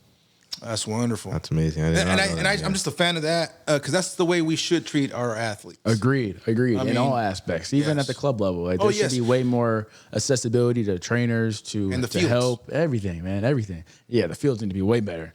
What are we doing? We can't have little kids running on potholes, bro. You get little kids paying thousands of dollars for a pay-to-play system, and they're playing on terrible grass fields. Oh, that makes so a lot that's of good to sense. hear, man. Yeah. So guys, join colleges. Oh, 100%. Make it a path because this is how you experience a higher level of football. Right. And I left college early, so I'll still talk about the challenges. Like, Yeah, go sorry back about to your. that. Yeah. No, you're good. Go, but go. to go back to your That point, was our first challenge. First challenge. that's And challenging. then my sophomore year, so I was in college, started my college career 2020, right? So we had 2019. 2019 was my through fall. COVID. So first year, fine fall season, right? And then after that, it's spring, going to spring break. I'm in Fort Lauderdale with my boys. Man, we had a time. And then we get back, and they're like, we were back for one day. They're like, everyone's got to go home, COVID. So, so my sophomore year was all COVID, right? So we went back. We still had a season, but we had to wear a mask. We had to do all that testing every day up the nose, every morning, 5 a.m., every morning before class. Like, it was grueling. And then we actually had our actual season in the spring that year. And I was playing. It was my sophomore year. I was playing. I started some games. I was playing probably about 40, 50 minutes a game, which was good again. Like I'm playing. But I had this senior that was starting over me. And at the end of the year, we had like meetings, like one-on-one with the coaches. And I asked him, like, why was I not starting over this guy more often? And they're like, we just always thought he would produce. And I was like, but when I was in the game, I was producing, right? Like, even though I'm younger, like I was producing. And at first I was like, blaming it on them, and man, like, screw this, I'm gonna leave. Like, so I entered the transfer portal after my sophomore year, and I was getting contacted by other schools. I was in there for about 2 days, but like when you enter the transfer portal, the team can take your scholarship, they can take your spot on the roster as soon as that. But they gave me a month or a week. Wow. They're like, we'll give you a week, and I had to do a lot of self-reflection, right? So this is another big challenge. Like I was mad about my playing time and stuff like that, even though I was playing a lot. But I was like, man, I want more. And I decided to self-reflect and be like, nah, I'm going to come back. What do I look like being that little kid that had a dream of playing college soccer at his dream university? And I'm here just to leave because things are a little difficult. I'm not that happy. So I said, nope, I'm coming back. So I wrote on my whiteboard right by my bed in my house that we all lived in, and I said, 1% better every day. Like in all aspects of life. Like literally, spiritually, physically, getting better at passing 1% better every day. Getting better at shooting 1% better every day. Getting better at crossing 1% better every day. Getting my left foot better 1% better every day. And that's why it stuck with me. Like I got 1% tad behind my ear now. It's never gonna leave. It's never gonna leave me. Like 1% just like holds so much more of a deeper meaning than just like my book. Or That's like, where it's born. Yeah, that's where it was born. So that's where like that phrase and saying stuck with me. So that was my second challenge where I was like, all right, I'm coming back to Ohio State into the transfer portal. But that was a big challenge as well. Sick. That's sick. That's amazing. 1% better every day. I mean, and literally, if you're working on different things, you're adding, bro. Right. Straight right. up math. Straight up math. Yeah. 1% better every day. Like 100 days, you got 100% better. Whole year, you got 365% better. Ooh. You know what I'm saying? So you just keep stacking days, keep getting 1% better. It's scary what can happen for you. Right? Scary. How were you academically? Were you pretty? Yeah, good? I was pretty good. I finished my college career with a 3.4 cumulative GPA. Yeah, I took it. I got Big Ten, all Big Ten academic honors, several seasons. So yeah, no, academics were a big part. Ohio State did a truly great job of like making sure you had the resources to make sure you're good academically. So I had some tutors if I needed it. I had study hours that we were required when you're a freshman. Oh, they're which like required. sometimes, yeah. Oh, wow. We had a number of like you had to have type in your name, and like they would log your study hours for your freshman year. If you didn't hit them, you're getting in trouble. The coach is gonna know. So yeah, that was pretty crazy. But yeah, and then I got a degree in communication analysis and engagement, and man, like. What I learned at Ohio State academically there's a reason why it's one of the top tier public institutions in the country and in the world. So yeah, What's your favorite subject? man, I'm gonna say crisis communication. I'm gonna send this to my professor. I still talk to my professor. His name's Dr. Lanier Holt, and he was my professor in that class, and it just really taught us how to like analyze crises and how to communicate through those in different ways. And he was one of my best professors in college. I learned so much. And that's how I feel like I've been able to become a better communicator and analyze different situations and project my words. I'm interested, man. I mean, 'cause that's a beautiful thing because many people are in crisis, bro. Right? Many people. And when you can communicate with them, I mean, you're a helper. What is one thing that you learn? What is one thing that you learned from that class? Yeah, one of the biggest things I learned is that like to truly analyze a crisis, like don't speak before you know, right? Because you can ruin a lot of things, right? Like if a president hears about a crisis, but he doesn't hear the whole story and he just goes out and speaks on the crisis before he's fully equipped with the necessary information he needs, man, you're gonna mess some stuff up, and it could be truly detrimental to not just you, but to everyone else involved. So truly taking time to reflect, analyze what's going on, do your necessary research. Research, huh? Talk to the necessary people, and then gather your words together, but do it in like a concise form. And then also talk to other people consult with them of how this wording should be.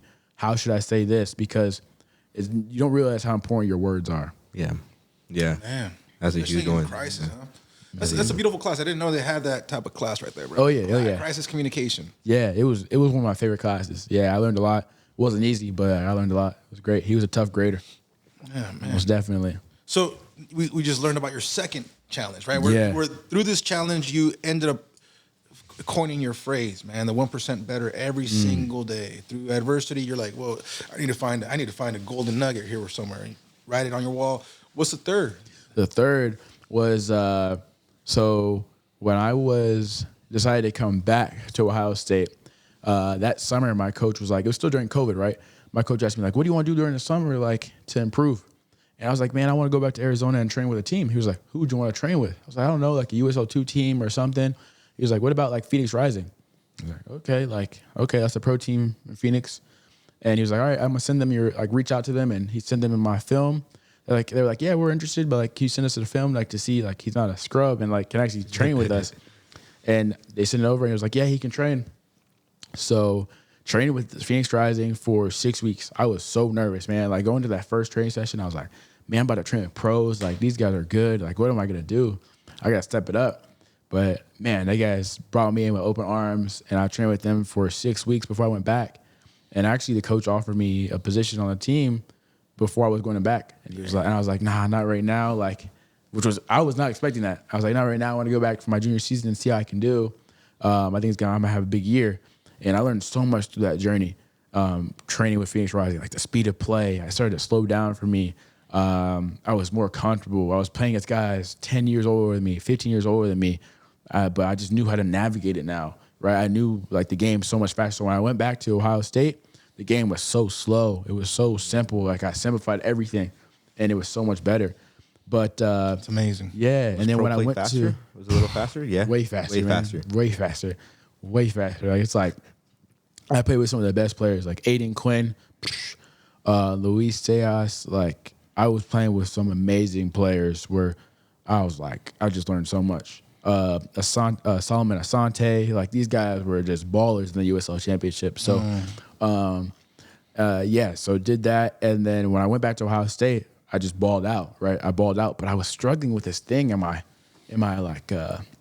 psoas. I had a really tight psoas, and I was like, man, I don't know why this is. Like we did dry needling, we did all these different things, but I was just, and my hip flexor was super sore, So I played that whole season kind of like injured, but I still was balling out. It was my So best your season hip yet. flexors, this front part, Yep, and then my psoas is connected like right to your here. to the like your now your core is kind of being affected Yeah, too. yeah, and I was like, what is this? What This about is your terrible. your? That was all good. That was all good. Like everything else was strong. Just I was like, man, what is this? And I thought I had like a sports hernia or something, but no, that came out negative. So I dealt with that all season. But yeah, no, that was like another challenge. Like throughout that season, I had to deal with that. Like my psoas being tight and my hip flexor. I had to warm up like an hour before even the warm up, right? Just to feel warm and loose. So that was one of the biggest challenges too, as my soccer career at Ohio State. That's a distraction, right? You want to feel if you feel well, you play well. 100%, right? Feel good, look good, play good. Yeah, How it and so goes. you're trying to do your best. Yeah. And you come out an hour earlier before your whole team. Yeah, you gotta just do what to you gotta do. feel better. Yeah, you gotta do what you gotta do, you know? Yep. So it came back. You said the hernia came back negative. Yeah. So then, how did you find out that it was not the hernia and it was actually? Just a super tight psoas. And like they didn't really know like what to an extent it was. Cause fast forward, you know, after my great season at my junior year at Ohio State. So you had an amazing season Yeah. with dealing with injuries, bro. Yeah. I That's had amazing. the most assists. I had like for me that year, I had the most goals I had that year. And then the Phoenix Rising coach contacts me. He's like, man, you had a really great season. We were really impressed. I was like, oh, thank you. I appreciate it. And they offered me a spot on the team. And they're like, oh, we want to meet you, the GM and me, when you get back from your vacation. I was in California, beautiful California. California.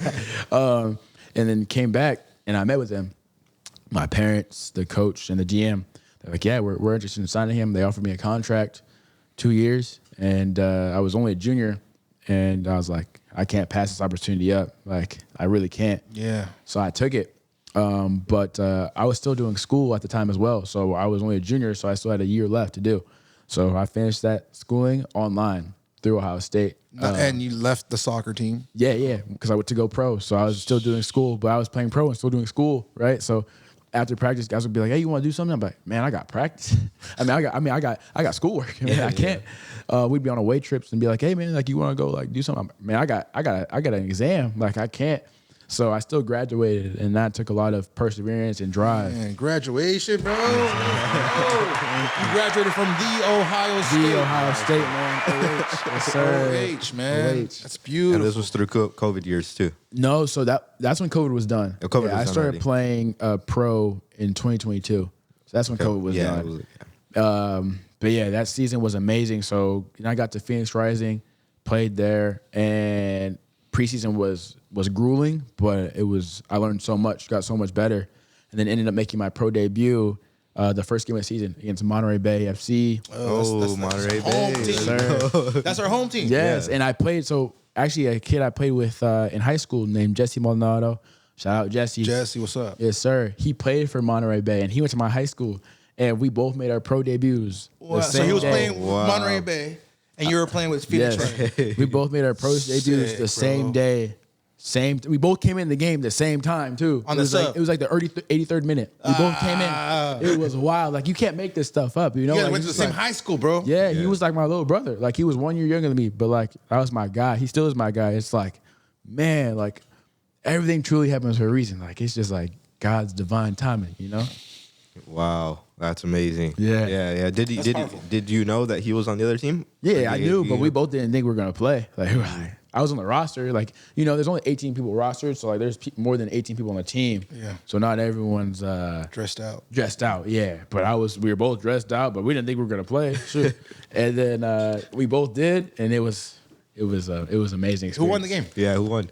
Rising. Yeah, Rising. Yeah, Monterey's. Let's go. They're good now though. Monterey's really good right now. But like, yeah, we won that game. Cool. Let's go. Yeah, that's really good to hear about Monterey Bay United, man. Yeah. Union. Yeah. Monterey Bay Union. Monterey Bay FC.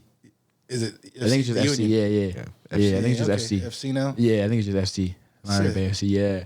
Yeah, man, that's amazing, man. So then you're playing Phoenix Rising, your pro debuts in Monterey or in Phoenix? It was in Phoenix. Yeah, Oh, it was in the Phoenix. the Okay, so first they game was in traveled out Phoenix. here. Yeah. So played for Phoenix Rising. Had a good first year. Probably made about 6 or 7 appearances my rookie year. Made my first USL Championship start against Memphis 901 FC in Memphis. That was an amazing experience. And then I made my Open Cup debut. We were playing, I think, New Mexico. And I played really good, enjoyed that. So my rookie year was amazing. Like, I couldn't ask much more of it. We didn't play the best overall as a team that year. And then I also actually about a month before the season ended, I got injured. And that's when it goes back to in college when I was feeling that psoas and hip flexor pain. It turned out that I had a hip impingement and torn labrum that I was playing through the whole last year of my high school career and throughout the rookie season of Phoenix Rising. But it was bugging me so much. I was like, man, what is this pain? So I had to go to a specialist, and like they were like, this is what it is. Like I had to take over a month off of like no physical activity for them to really truly figure out what it was, to see if it would just get better over time, and it didn't. And they're like, yeah, that's what it is. You got a torn labrum and a hip impingement. So I ended up having to get surgery, and that was another big challenge after my first pro season. That sounds super frustrating, bro. Like having something and you're not really sure what it is, and you gotten like the test done and everything. Yeah, like, and I was doing like it's still there. Like what? And I was doing everything the doctors were saying. I was doing everything right. Like it's like just some things you just can't. Nothing will heal but surgery. Yeah. So yeah. So what did they do surgery on? The torn labrum? Torn labrum and hip impingement. So what they did was like repair the labrum with like a little hinge or whatever, and like repair that, put that together, and then hip impingement. It's like a square peg and a round hole. So they burn off bone and then burn that off to relieve that little nerve that was impinged. Right yeah, exactly. So that's what they did. And then I feel amazing now. Like I feel like, shoot, Usain Bolt, y'all better watch out. Wow, you know, man. So after that injury, you could not compete anymore? No, I did. So I was coming back. I was supposed to be out 9 months. Came back in 6. You know, God blessed me with good genes, recovery, and I just did. I had recovery like PT. This is my off season too. I had PT every day, crazy. Every day, even in my off season. Like I did not have an off season. But then we go to Mexico City for my next season for preseason, which was Mexico City is one of my favorite cities. Oh wow! So you flew in there first time there in Mexico City? I've been to Mexico, but Mexico City, that was my first time. I haven't even been there. Me and Coach Al were just talking about. Beautiful. It's like the New York of Mexico. Oh, okay. Yeah, they don't tell you about that, but it was awesome. So I'm out there, man, and we're playing against Pumas. All these other teams, and it was amazing. And but I was still not at full health, and I was only supposed to play 15 minutes. Dude, let me ask you about the elevation. I mean, was that something different? Because I know that's like above, that's like higher than the Mile High. Yeah, no, the elevation was crazy. You really could barely breathe, man. I'm like, dang, out here, I'm running, and I just came back, so like I'm not even full fitness and stuff like that. So that doing fitness out there was a struggle. But the doctor still had like restriction on me for like coming back, right? Because I had a pretty serious injury. You can't just rush back into 90 minutes. So no, I was supposed to only play 15 minutes in a game, and my coaches like, we had some injuries. Like, oh no, can you play like 45? I'm like, no, the doctor said. But I ended up playing 45 minutes, and I wasn't ready. Like I'm coming back from a serious injury over 7 months out. And then I go back home to Phoenix for training, and the coaches, like I said, so I didn't even say this, but right when my injury happened, my coach that brought me in got let go. So then a new coach came in at Phoenix. Yeah, then new coach came in, and new coaching staff kind of. And yeah, when I was coming back, they just didn't really give me the time to really get back to full health or, you know, get back to full fitness, which, you know, everything happens for a reason. I'm not gonna, you know, I don't put blame on anyone else. Yeah. I just things happen for a reason. Yeah, you just dodge and move with life, right? Yeah. You just ride the wave, man. Keep riding the wave. 1% better every day, no matter what happens, right? So that was one thing, and they just really didn't give me the time to heal and get back. So you accept it. You're like, oh, you want.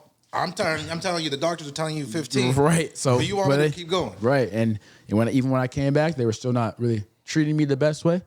Well, I'll just say that. And I was like, yeah, I can't do this. Like mentally, it was just a very toxic environment, especially after someone coming off of a pretty traumatic injury, pretty serious injury. So yeah, I was like, yeah, I think it's best that we kind of part ways. So I had a 2-year deal, left halfway through that season. which was, I think, mutually beneficial for both parties. But yeah, that's why I stopped playing for Phoenix Rising. And was that the toughest decision? Probably, but I think it was one that was really needed. If I didn't do that, I don't think I write the book. If I don't do that, I don't think I start my businesses. So it's like, everything happens for a reason. God works in mysterious ways, Shout out to the mysterious ways of life, man, and you making the moves with them. Yeah. Like some people just stick like they don't ride the waves. You know They what- let the waves go over, and they're like, nah, it's not me. Yeah, but what did you talk about today? You talked about change when we were at McClintock High School today and we did that workshop. You talked about change. Yeah. Right? And there's one thing that continues. You. Right? Being who you are. So I had to be who I was. Even through those tough times, I still had to be me. I still had to be the 1% kid. I still had to be Channing. Yeah. So that's what I did. Man, we're glad for the character that's being built, man, through the life, man, and you taking the responsibility to like change yourself Yeah. and then accept the changes that are happening and still make the choices, bro. Thank you. And I think that's very powerful. And I think the message that's being shared, a lot of youth are going to see it. I think it resonates a lot with a lot of these footballers that are out there. Thank you. I appreciate it. Yeah, that's why it is like anything in life, especially as a footballer, like it doesn't matter what people do to you. Like, how are you going to respond?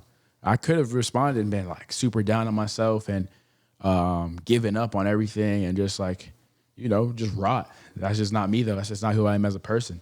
But yeah, after that, left Phoenix Rising.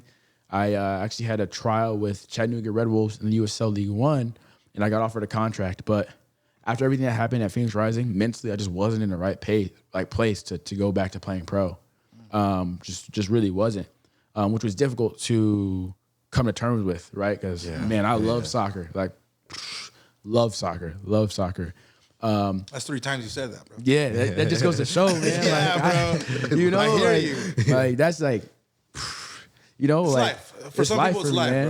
bro. Like it just really is, Learn and that. it was difficult for me to even watch soccer after that stuff happened, right? Like, man, I should be out there is like what I was thinking, But like you said, everything happens for a reason. I've just been able to grow and build so many other things because of that decision that I made, which was tough, but you gotta get comfortable being uncomfortable, right? That's the only way you grow. Yeah. So I was Yeah. able to grow through that. Amazing. What an amazing story, So then man. after your Arizona, that was it for your soccer? Yeah, that was it. that was- I had another trial with the team in the USL League One. Just didn't work out, didn't take it. And then, yeah, man, I came to terms where I was like, I still play, still am fit. I'm in my best shape. Work out every morning, still play soccer. But I'm really focused on building my businesses. And my thing is to get my businesses where like, I don't have to be there at all times and it's moving and I don't have to be there. And then my goal is to get back playing pro. Like, I'm going to say by age, I'm only 24 right now. I'm going to say by age 26, 27, be back playing pro, but because my thing is with the 1% kid, it's all about defying adversity, defying the norm. And like people might be like, man, like you already played pro and now you have these businesses. Who says you can go back playing pro? Me. Yeah. I don't like anyone telling me yeah. what I can do. Like, because I'm gonna prove you. Watch, I can do it. Yeah, you still got So time. that's my thing is to build these businesses, serve others, and then get back to playing pro and serve others through the beautiful game. Yeah. So when did all the ideas come in? Like to write a book, to start businesses? Your first business? What was your first business? Like, Yeah. where did all that stuff start to come in? Yeah. So at first, like it was my mom's idea, like we talked about in episode 1, to write the book, and then so I ended up starting writing the book, and it just came about. And I'm super fortunate and blessed that it was able to come as great as it did. I've gained a lot of support through it, and it's just continuing to build. But at first, I didn't know that people would invite me to like read the book and do different things with the book. I didn't know you can make money off that. I was like, man, I'm just like doing this out of the joy of my heart. I just enjoy sharing the story and reading to kids. And then people were like, man, you know you can charge for this. I was like, really? So then I started to charge for like author visits. And then people asked me like, man, can you speak? Like your message that you share is like super monumental and super needed. And I said, yeah. So I just did that for free too. And then people were like, man, you can charge for that too. I was like, nah, I didn't. So then I started charging for speaking as well. And that's how that kind of developed Real Life of Juice LLC, where I do speaking, motivational speaking, author visits, workshops for professionals, youth, anyone. That's kind of how that developed, my first business. And then then I was able to start a soccer training company called the 1% Kid Academy, where we have soccer training and we have a couple of trainers that help us throughout. We run camps, clinics. We teach kids on not just soccer, but everyday life skills. And then also the 1% better mentality, right? How do we get better? We talk about 1% affirmations that are kind of like, or 1% reminders that are kind of like affirmations. So we have every practice start off with their name. I am Channing. Then they say, I will work hard. I am confident. And then they come up with a creative 1% reminder, right? So we talk about in the 1% Kid Academy, it's more than just the game of soccer. It's about the game of life, right? That's amazing. So then that was my second business. And then now I'm in the process of starting my own nonprofit called the 1% Kid Foundation. See, it all surrounds 1%. Yeah, 1%. Everywhere, you know? And that's going to be surrounded around soccer, literacy, and mindset. We're going to help kids that don't have the socioeconomic access to play the game because of the play-to-play system. And we want to have a rec league where kids can just play to little to no cost or no cost at all, right? To just play and bring together community, and then also teach them about literacy as well as life-enriching mindsets. And I think that's what we're gonna do with that 1% foundation. That's amazing, bro. bro. That's incredible. That's beautiful, man. That's the way Thank to you. work, man. That's the way to work. I think kids do need it. I think there's a lot of footballers out there who have an amazing dream, but they do need leadership. They do need bridges, and I think there's lack of it in the communities, bro. In many areas. I many agree. areas, academically, athletically, arts. Like there's these bridges that need to be built, Yeah, man. the gaps. You're seeing the and gaps. people like yourselves doing it, it's that's what's needed. Not just other businesses doing it. Now that we need the organic, Authentic, people doing it. Yeah. People that have lived it, people that know the experience. Yeah, Absolutely. And that's why I gotta give you your flowers. You know, you and Coach Al, like you guys lived it. You guys are authentic. You guys don't put on a front. You guys don't sugarcoat things or have cookie cutter answers for things. Like you guys do this out of the purpose and servant, and you guys are doing things that are authentic, and that goes a long way. Kids know authentic, right? I know I've been to assemblies and I've been like super excited, and then we see a guy come in, and we're like, man, we can smell the inauthenticity from a mile away, bro. Like we're not gonna listen to you. But when you guys come in, kids might come in all like this at first, like, why are we here? They're leaving like joyful. They're leaving like, oh, I love this, right? So that just goes to show what you guys are doing is authentic and purposeful. Yeah, awesome, man. Appreciate it. It's mutual. The feeling is mutual. Thank you. That's Absolutely. amazing. Yeah. Yeah. So now you wrote a book. Talk about the challenges in writing your book, man. Yeah, You know how to spell good? I'm all right. All right. All right. I mean, 'cause that'd be my first challenge. I would say I'm really impressed with the photos. Oh, you thank told me you. that it was the some of them were illustration. actual pictures and they were just Yeah. recreated drawing. That's amazing. Thank you. Yeah, shout out to my illustrator, Xander Nesbitt. He did a great job on the illustration. Yeah, the illustration's sick. I gotta definitely give him his flowers for that. Like I'm super appreciative. But there were definitely challenges. Like you know how you have like a roadblock of like speaking or writing, and you're just like, man, my creative juices are just not there right now. And I did have that sometimes, which was definitely a roadblock. And then just also the length of the process. It took me probably a year and a half from like writing my manuscript to finally getting that final product. So staying disciplined to that process and doing all the work every day to like, dang, is this really worth it? Like, where's the book at? I just want the book to be here. So that was one of the biggest challenges, just the length of the process. Takes a while. Yeah, it took a while. Took a while. Oh, yeah, for sure. And then also I invested a lot into it, invested a lot of money into building that book. So that's another thing as well. It's like, dang, is this money going to use? Like, is people going to buy this book? Are people going to enjoy this book? So, but it was definitely worth it. And there's like other the paperback. There's also like the hardcover. Yeah. There's like a bunch of little things. Exactly. That people don't really think about when they're building a book. Yeah, exactly. 100%. Yeah, that's amazing. Oh, hell yeah. So how did you learn about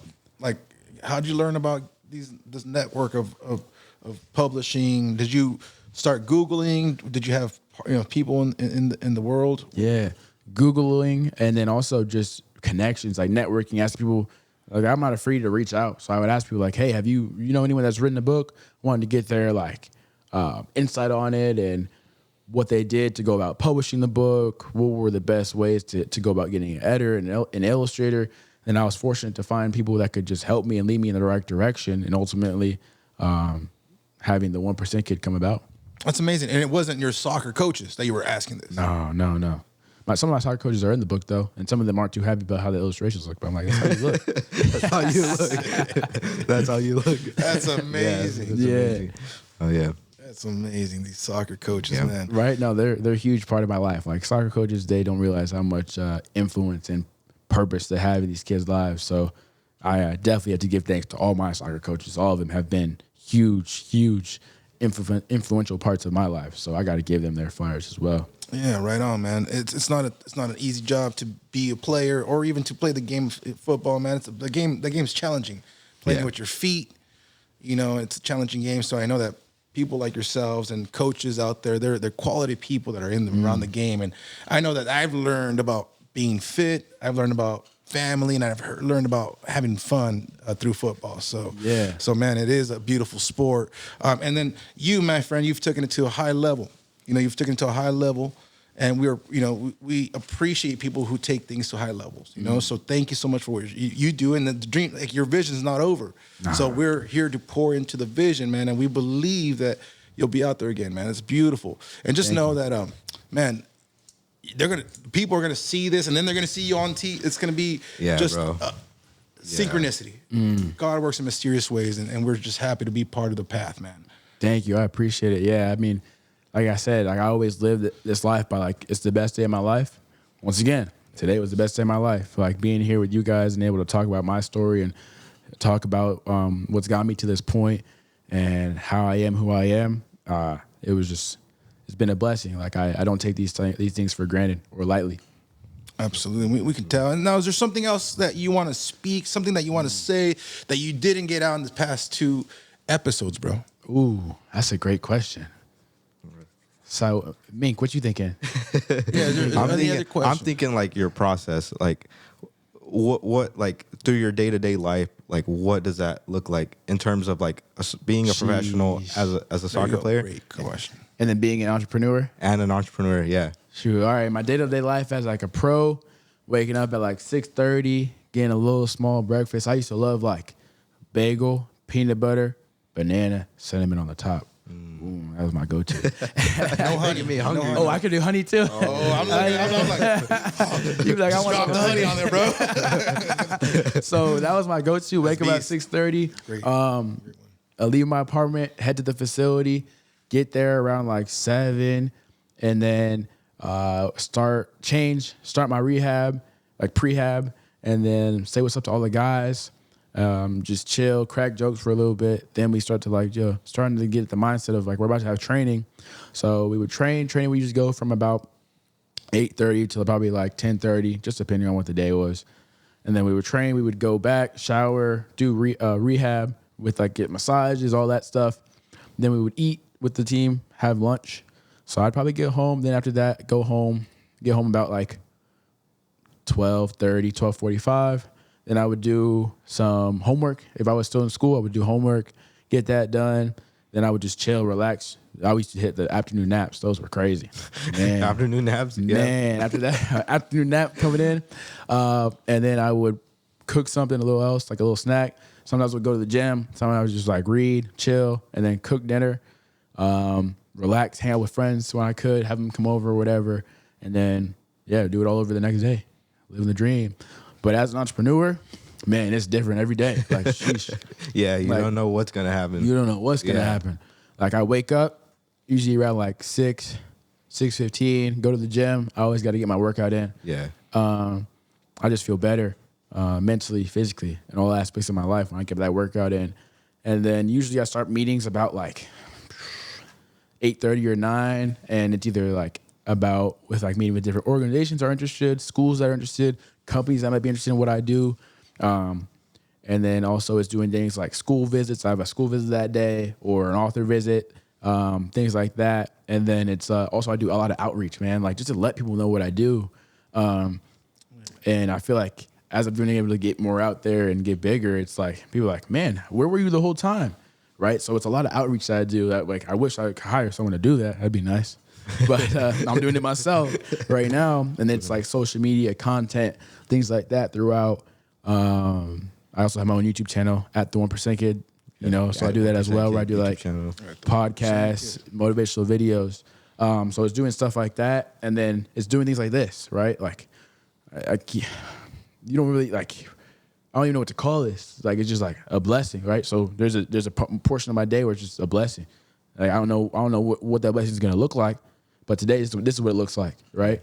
And I always say, I heard this like a week ago, like, say when you wake up, something wonderful is gonna happen to me today. So that's what I've been continuing to say. Ever since I heard that, now I'm saying that, like, something wonderful is gonna happen to me today. So I'm going throughout my day like, man, what wonderful thing is gonna happen to me today? So that's what I live by. And then there's continuous meetings. Like, there's days I have like 5 meetings. And I'm like, dang. But this is what you got to do. I'm in like the brewing, like, building phase. I'm always building though. Like Nifty says, like, the marathon continues. TMC, 1% better every day. But that's what it takes to get your message out there, what you're doing, your services. And then, that's kind of how my day goes. And hanging out with friends, cooking dinner, and then just relaxing. That's kind of like the day of my. Yeah, it's different every day. It's different every day, bro. I could relate. I could relate to that, bro. Man. So that's amazing. Bro. Thank you for that. Thank you for your college, explaining like the college experience, playing professional, the challenges, the adversity. That sucks, bro. That you have to like go through all that surgery. To me, like, not knowing, like, you said you had a scan to look for that hernia, but like nothing came back. Like, that feeling of not knowing what it is, but you still feel it, but they're telling you they can't find nothing. It's got to be the worst. Oh, so I could, So, bro, thank you for that. We're gonna have to do like an episode 3, bro. Yeah, sometime in the future when we're back in AZ. Man, or I'll come out to Cali, man. You know I'm coming to Cali. There you go. There you go. I just got one last question, man. Since you're an author, and I mean, what is one book that you love, man? What is the book that impacted you? Yeah. Ooh, great question. I love reading. I read a lot of self-help books. I meant you were saying, like, when you're chilling, you're reading. And I was like, okay, I do read. What's something I read a lot of self-help books. I mean, they got to know, man. They got to know. I'm reading right now. I'm reading Rich Dad Poor Dad by Robert Kiyosaki, which is like, that's a super well-known book. Kaizen. I read the book Kaizen, and it means in Japanese continuous self-improvement. I even got it tattooed on me right here. Yeah. But that's one of the biggest things. That was a great book. I forgot who it's by, but Kaizen is such a great book, and it taught me so much about, like, you may have a goal, but you don't need to jump to that goal. You don't just jump to that goal. You got to make small steps, small incremental steps, and small goals to reach that end goal. Wonderful. Yeah, that's amazing. Thank bro. you for that. Yeah. Kaizen. I haven't read it. I'm gonna look it up. I'm gonna download it. Yes, sir. Yeah. That's a good one. I still need to finish The Art of War. Ooh, okay. I still need to finish that one. I haven't read that one yet. So. You haven't read that one yet? No. What about the Goggins one? No, not yet. Not but yet? I need to, because I love David Goggins. Yeah, David Goggins, if you're watching this, I want to get a workout in with you. I actually do, man. I stay hard all the time, man. I want to meet you. I want to learn from you. I swear, man. Like, if you're watching this, man, this is my shot. This is my ask. I need this to get to David Goggins right now. Hell yeah, bro. Let's go, Dave. Shout out, man. Shout out, Mr. Goggins. Oh, for sure. Absolutely, man. We appreciate your time. Yeah, thank you, bro. Thank you. For sure. Time, absolutely. Your energy. Yeah. Thank you. So I'll start with my highlight. My highlight is, bro, like literally the whole experience. What I was saying earlier from your college, learning about that, because I never went to college myself. So always hearing from you or people that have gone through college in athletics and the different experiences that they get to experience is always a blessing to hear. So. Yeah, thank you for that, bro. And the adversity and your mindset. So I'm sure people already are looking up to you. You're a beacon in Arizona. So I appreciate that. Absolutely. So that's my highlight, bro, is hearing your stories and all that stuff. So thank you. Right on. Yeah, the highlight of today's episode number 2 highlight.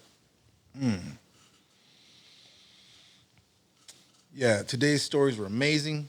I gotta say the highlight is your homeboy going over to Monterey Bay FC, man. Jesse, Jesse, man, we're fans, man. Selena supports Monterey FC. Like we love soccer over there in that area. That area right there is it's a brew, bro. I gotta shout out my boy Elijah Paul too. He plays for Monterey Bay right now. He just got I think he was man of the week, like team of the week, and like let's go. He was like player of the week. He's That's balling. beast. He's balling. So shout out my boy Elijah I mean, Paul it takes a from lot of effort, bro. from Arizona too, and he plays for Monterey Bay right now. Thanks, yes, thanks, sir. man. So that's the Shout highlight, out. man. Just how the football has made this world smaller. Football makes this world smaller and it connects people to the next level. So thank you so much, man. Yes, sir. It's beast. Thank you, sir. thank you. Yes, sir. What is your highlight today, bro? My highlight, man. My highlight is just this overall experience, being able to experience this podcast with you guys and share my story. Like the moment you stop sharing and stop creating, you're not really living life. So I'm just grateful for this opportunity and talk to you guys. And then also just your guys' curiosity into my life is something that I don't take for granted. And it's truly a highlight of my day and of this experience. Oh, yeah. Amazing, bro. And of course, we're going to do our motto, fellas, be a savage and go after your wildest dreams. Be a savage and go after your wildest dreams. Be a savage and go after your wildest dreams. This has been the Glamorous Grind podcast. 1% Kid out. Peace.